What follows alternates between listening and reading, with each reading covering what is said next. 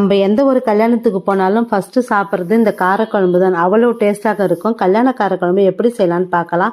First ஒரு table spoon கடலைப்பருப்பு, ஒரு டேபிள் ஸ்பூன் தனியாக கட் பண்ண தேங்காய், ஒரு டேபிள் ஸ்பூன் மிளகு ஜீரகம், 5-6 முந்திரி, அரை கட் பண்ண தக்காளி, 5-6 சின்ன வெங்காயம், 4 வரமிளகாய், 4 பல்லு பூண்டு எல்லாத்தையும் வானலில் வதக்கி எடுத்து ஆற விட்டு கத்திரிக்காயும் வதக்கி எடுத்துக்குவோம். ஒரு வானலில் கட் பண்ண தக்காளி, வெங்காயம், 10 பல்லு பூண்டு, சின்ன வெங்காயம், தேவையான அளவு எண்ணெய் சேர்த்து நல்லா வதக்கி விட்டு குழம்பு மிளகாய்த்தூள், மொச்சைக்கு பதில் குக்கரில் வெள்ளைக்கடலை வேக வைத்த தேவையான அளவு நல்லெண்ணெய், சால்ட்டு எல்லாத்தையும் சேர்த்து நல்லா வதக்கி விட்டுடுவோம். கரைச்ச புளி, குழம்பு மிளகாய்த்தூள், கூடவே வதக்கி வைத்த கத்திரிக்காய், குழம்பு நல்லா கொதி வரட்டுன்னு 20 நிமிஷம் கொதிக்க விட்டுட்டு மசாலாவை ஆற விட்டு மிக்ஸி ஜாரில் கொரன்னு அரைச்சி கலந்து விட்டு கொஞ்ச நேரம் கொதிக்க விடலாம்.